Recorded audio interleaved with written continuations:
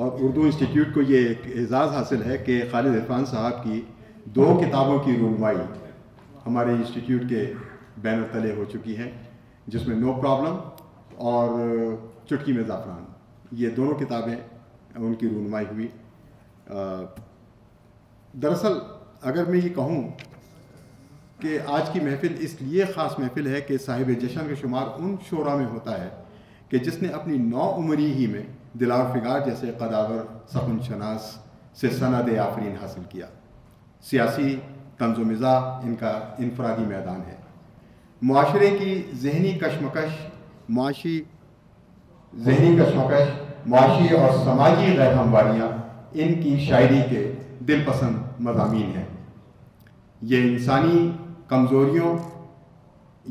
کمزوریوں میں ان محرومیوں کا عرق ملا کر اس میں آپس کی گرما گرم نوک جھونک کا اثیر نکالتے ہیں، بلکہ میں یہ کہوں کہ اس میں اسپرنکلز اس طرح سے چھڑکتے ہیں کہ موسم سرما کی سخت سردیوں میں بھی آپ کو بھاری کوٹ کی ضرورت محسوس نہیں ہوتی۔ یہ ایک تعارف چھوٹا سا ابھی میں نے پیش کیا ہے، لیکن ایک ایسے اچھے شاعر کا، ایک ایسے مستند شاعر کا، ایک ایسے خصوصی شاعر کا کہ جس کا میدان ایسا میدان ہے کہ جس میں آج میں سمجھتا ہوں کہ اردو ادب میں طنز و مزاح کا ان سے بہتر کوئی بھی شاعر موجود نہیں ہے۔ یہ طنز و مزاح کے بادشاہ ہیں اور آج ہمارے درمیان موجود ہیں۔ تو ان کا صحیح تعارف اگر کوئی کروا سکتا ہے تو ایک ایسا ہی آدمی کروا سکتا ہے جو اپنی تخلیقی توانائی سے معمور ہو اور جس میں فنی صلاحیتیں بدرجہ اتم ہوں اس میں۔ اور وہ شخصیت کون ہے؟ یہاں پر ہمارے درمیان میں آپ خود بھی شاعر ہیں اور خود بھی نثر نگار بھی ہیں اور معروف شخصیت ہیں ہمارے پورے اردو ادب کی، جن کا نام ہے جناب عرفان ستار صاحب۔ خصوصی طور سے تشریف لائے ہیں کینیڈا سے خالد عرفان صاحب کے جشن کے لیے، اور آپ آج ان کا صحیح تعارف اگر میں کہوں گا تو عرفان ستار صاحب پیش کریں گے۔ میں بڑی ادب سے آپ کی تعلیموں میں ان کو دعوت دے رہا ہوں کہ تشریف لائیں اور خالد عرفان صاحب کے لیے کچھ الفاظ ادا کریں۔ بہت شکریہ امین حیدر صاحب۔ خالد عرفان صاحب، آپ کو بے حد مبارک ہو، اور مجھے امید ہے کہ یہ محض ابتدا ہوگی۔ خالد عرفان جیسے شاعر پہ بہت کام ہونا، بہت گفتگو ہونا، ان کی بہت پذیرائی ہونا بھی باقی ہے، اور یہ ان کا پورا حق ہے کہ ان کو اسی طرح سراہا جاتا رہے۔ امین صاحب، آپ کو اور آپ کے رفقا کو بھی مبارکباد کہ ایک بہت ہی عمدہ تقریب کا آپ نے انعقاد کیا، اور ایک ایسے شاعر کے لیے کیا جو بجا طور پہ، جیسا آپ نے خود فرمایا کہ طنز و مزاح کی جب بات ہوتی ہے تو یقینی طور پہ خالد عرفان کا مد مقابل اس وقت کوئی نہیں ہے۔ میں رسمی گفتگو بھی نہیں کرتا، رسمی رائے بھی نہیں دیتا اور رسمی مشاوروں میں بھی نہیں شریک ہوتا۔ جو بھی گفتگو میں یہاں کروں گا اس کا سبب خالد عرفان صاحب سے نہ صرف ایک قلبی تعلق ہے، بلکہ جو ان کا مقام ہے، ہم لوگوں پہ یہ فرض بھی عائد ہوتا ہے کہ لوگوں کی توجہ اس طرف مبذول کرائی جائے۔ صرف یہ کہہ دینا کافی نہیں ہوتا کہ بہت اچھے شاعر ہیں، اس کی وجوہ پہ، ان عوامل پہ بھی گفتگو ہونی چاہیے کہ یہ کیوں بہت اچھے شاعر ہیں، تاکہ لوگوں کی توجہ بھی اس طرف جائے اور ان پر اس طرح سے کام ہو جو کہ سنجیدہ ادب کا تقاضا ہے۔ خالد عرفان کی شاعری کے موضوعات، تنوع، لطافت اور ظرافت پر بات کرنا محض رسم نبھانے کے مترادف ہوگا، کیونکہ یہ تمام باتیں آپ سب بخوبی جانتے ہیں۔ اس لیے میں ان سے گریز کر کے کچھ اور باتیں مختصراً آپ کی گوش گزار کروں گا۔ تھوڑی دیر کے لیے بھول جاتے ہیں کہ خالد عرفان طنز و مزاح کے شاعر ہیں، کیونکہ میرے نزدیک شاعری میں موضوع ثانوی حیثیت رکھتا ہے۔ شاعری کا بنیادی عنصر شعریت ہے، اور شعریت صرف اور صرف فن یا کرافٹ پر استوار ہوتی ہے۔ یہ بات جتنی اہم ہے فی زمانہ اتنی ہی فراموش کردہ بھی ہے۔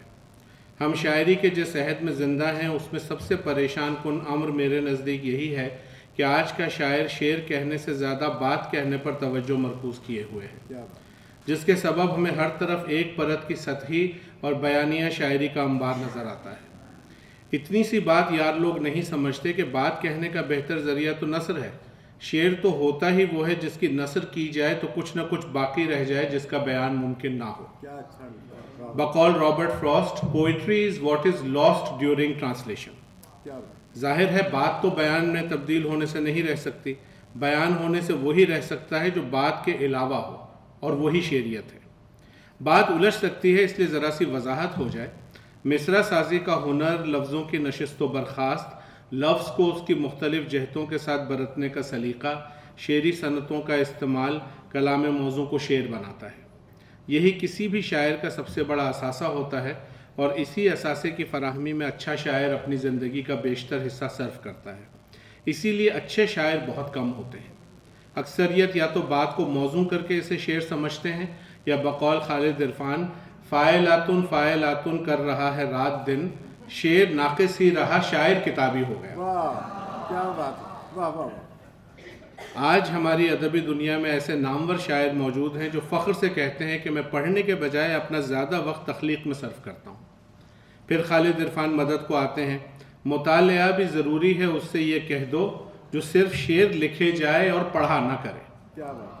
یہ ساری تمہید باندھنے کا مقصد یہ تھا کہ جو بات خالد عرفان کو نہ صرف طنزیہ اور مزاحیہ شعر کہنے والوں میں بلکہ مجموعی شعری منظرنامے پر ایک بہت اچھے شاعر کے طور پر مستحکم کرتی ہے، وہ ان کی درست گوئی، فنی چابک دستی، زبان پر دسترس اور فن شاعری کے رموز سے آگاہی ہے۔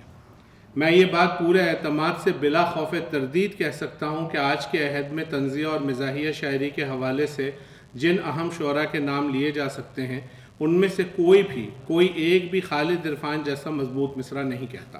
کیا بات ہے۔ نہ صرف مصرع سازی میں کمال ان کے ہاں اپنے عروج پر دکھائی دیتا ہے، بلکہ الفاظ کو برتنے کا سلیقہ بھی بے مثال ہے۔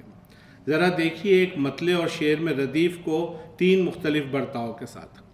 جسم پر صابن تھا، پانی غسل خانے سے گیا، آپ کی مسٹیک ٹھہری میں نہانے سے گیا۔ واہ کیا بات۔ آ گیا تھا ایک شاعر دوست پاکستان سے، چائے سے ٹھہرا رہا وسکی پلانے سے گیا۔ ایک اور غزل میں ردیف برتنے کا سلیقہ دیکھیں۔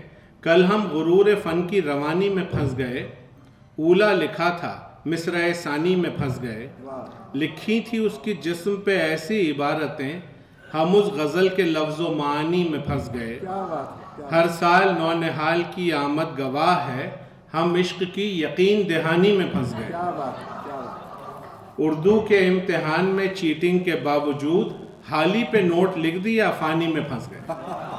ہم نے تو خود قبول کہا تھا خوشی خوشی، اب تک ہے غم کے عین جوانی میں پھنس گئے۔ کیا بات ہے، واہ واہ۔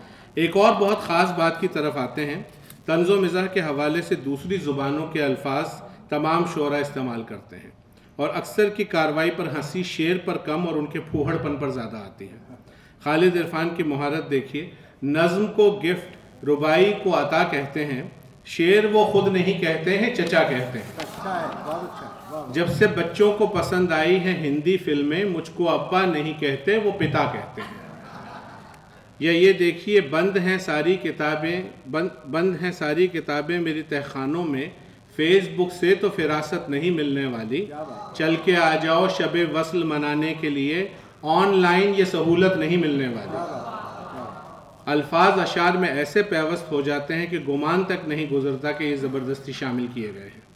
کلاسیکی اردو ادب کا بھرپور مطالعہ خالد عرفان کی کم و بیش تمام شاعری میں کارفرما نظر آتا ہے۔ بھلا غالب سے ایسا استفادہ بغیر ان کی شاعری میں اترے بغیر ممکن ہے کہ 15 گھنٹے کا روزہ ہر جوان و پیر کا، شام کرنا صبح کا، لانا ہے جوئے شیر کا۔ اور یہ شعر سنیں کہ میرے خطوط پڑھ کے وہ روتی ہے اس طرح، لگتا ہے میر انیس کا دیوان کھل گیا۔ کیا بات، کیا بات۔ خالد عرفان چاہے جس موضوع پر قلم اٹھائیں، فنی محاسن جا بجا بکھرتے چلے جاتے ہیں۔ جو نثری نظم سے کرتا رہا ہے چھیڑ خانی، غزل کے ساتھ بدعمالیوں تک آ گیا ہے۔ یہاں بدعمالیوں کی داد دی ہی نہیں جا سکتی۔ جب وہ پڑھتی ہے ترنم سے غزل کا مطلع، اس کی آنکھوں میں بھی ایتائے جلی ہوتا ہے۔ ایتائے جلی کو اس مضمون کے ساتھ اس طرح استعمال میں لانا بے حد غیر معمولی صلاحیت کا کام ہے۔ میرے دامن میں خوش دامن نے ایک ہیرا جو ڈالا ہے، یہ دولت ہے تو پھر کیا بے سر و سامانیاں ہوں گی۔ یہی عمران خان کا اپنی گھر والی سے جھگڑا تھا، یہ گھر والی کبھی چل کر میاں والی نہیں آتی۔ خوش دامن کی رعایت سے دامن اور گھر والی کی رعایت سے میاں والی کا کوئی جواب ہے؟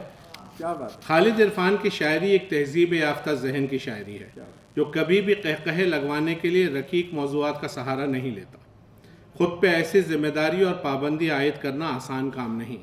نہ سمجھو میرے لفظوں کو دوائے قہقہا آور، نہ میں ایک مسخرہ ہوں اور نہ ولگر شعر کہتا ہوں۔